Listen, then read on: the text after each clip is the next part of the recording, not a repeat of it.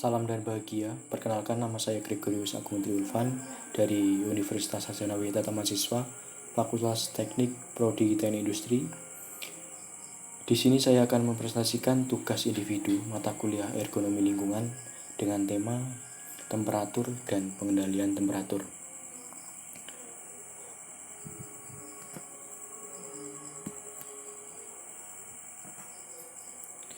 Yang pertama, kita akan menjelaskan tentang temperatur. Temperatur yaitu merupakan suatu ukuran atau derajat relatif panas dinginnya tubuh atau derajat suatu benda. Sedangkan pengendalian temperatur merupakan suatu tindakan yang dilakukan untuk menjaga suhu agar sesuai dengan suhu yang ingin ditentukan. Untuk pembahasan tema pertama, yaitu tentang temperatur, dibagi menjadi dua, lingkungan kerja dan tubuh manusia. Yang pertama kali kita akan bahas yaitu tentang lingkungan kerja. Lingkungan kerja yaitu salah satu faktor yang mempengaruhi kinerja seseorang pegawai dan dapat disebut baik atau sesuai jika manusia bisa menjalankan aktivitas dengan optimal, sehat, aman, dan nyaman dalam menjalankan tugas-tugasnya. Temperatur lingkungan kerja, situasi alam memberikan pengaruh terhadap lingkungan kerja di suatu tempat. Selain lingkungan kerja bersifat makro di suatu tempat, baik terbuka maupun tertutup, juga sangat dipengaruhi oleh berbagai jenis proses produksi dan bentuk layanan pekerjaan sesuai dengan tujuan organisasi, perusahaan, atau disebut dengan iklim lingkungan kerja.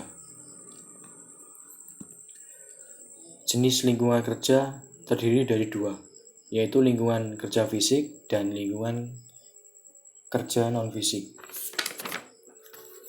Yang pertama kita akan membahas tentang lingkungan kerja fisik.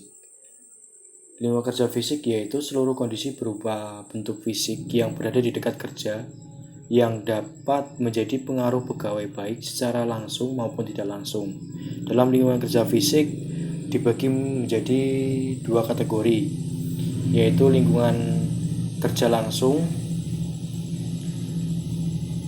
dan lingkungan kerja perantara atau umum. Lingkungan kerja langsung yaitu berhubungan dengan karyawan, misalnya pusat kerja, meja, kursi, dan lain sebagainya. Lingkungan kerja perantara atau umum yaitu lingkungan kerja yang mempengaruhi kondisi manusia, antara lain misalnya temperatur, kelembapan, sirkulasi udara, pencahayaan, kebisingan, getaran, mekanik, bau tidak sedap, warna, dan lain sebagainya. Yang kedua yaitu lingkungan kerja non-fisik. Lingkungan kerja non-fisik yaitu seluruh kondisi yang ada yang berhubungan dengan hubungan kerja, baik hubungan dengan atasan ataupun hubungan dengan sesama rekan kerja maupun hubungan dengan bawahan. Keadaan yang dipengaruhi di tempat kerja ditentukan oleh faktor-faktor keadaan antara lain suhu udara, penerangan atau cahaya, kecepatan gerakan udara, proses produksi atau mesin, kelembapan udara, dan suhu radiasi. Berikut merupakan contoh proses adanya temperatur terhadap lingkungan kerja. Yang pertama, proses produksi dan mesin. Mesin mengeluarkan panas secara nyata sehingga lingkungan kerja menjadi panas. Kerja otot. Tenaga kerja dalam melakukan pekerjaan memerlukan energi yang diperlukan dalam proses oksidasi untuk menghasilkan energi berupa panas. Proses produksi yang menggunakan panas seperti peleburan, pengeringan, pemanasan.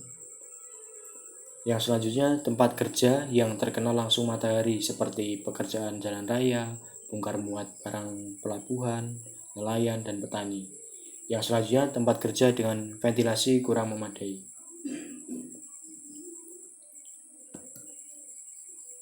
Selanjutnya pembahasan yang kedua yaitu tentang tubuh manusia.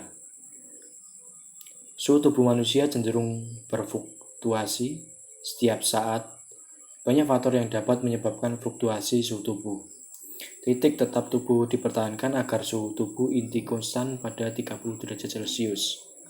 Tubuh manusia memiliki seperangkat sistem yang memungkinkan tubuh menghasilkan, mendistribusikan, dan mempertahankan suhu tubuh dalam keadaan konstan. Berikut merupakan faktor-faktor yang mempengaruhi suhu tubuh manusia. Ada 16. Yang pertama, kecepatan metabolisme basal, rangsangan saraf simpatis, hormon pertumbuhan, hormon tiroid, hormon kelamin, demam atau peradangan, status gizi, aktivitas, gangguan organ, lingkungan, beban kerja, pakaian, suhu, kelembapan, angin, dan gas.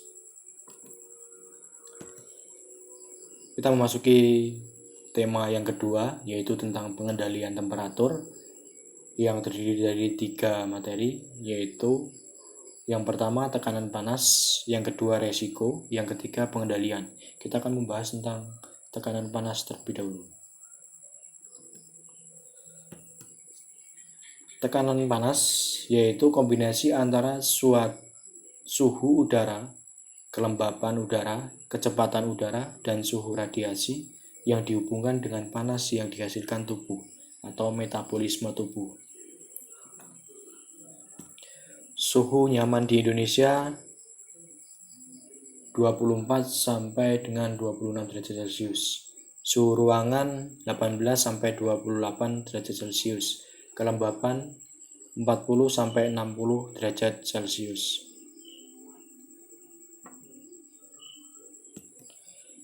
Selanjutnya pembahasan yang kedua dari pengendalian temperatur, yaitu resiko.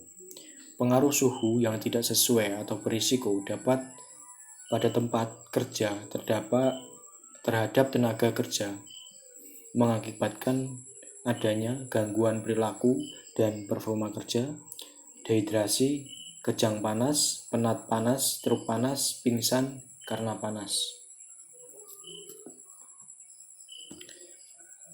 Efek fisiologisnya yaitu yang pertama kelelahan, sehingga efisiensi dalam bekerja kurang sesuai atau tidak sesuai target karena fisik dan mental terganggu.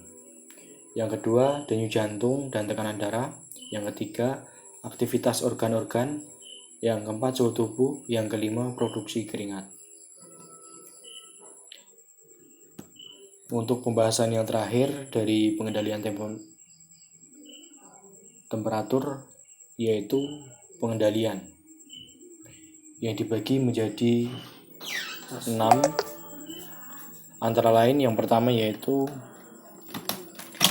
engineering control yang dibagi menjadi 3, isolasi sumber panas, insulasi atau dibalut, yang ketiga perisai radiasi dengan cara lembaran aluminium dipantulkan, 2 atau 3 lembar logam dicat hitam ruangan kontrol.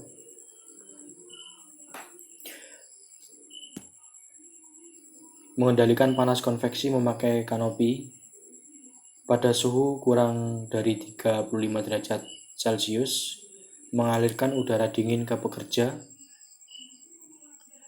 suhu dan kelembapan udara tinggi atau alamiah atau mekanis.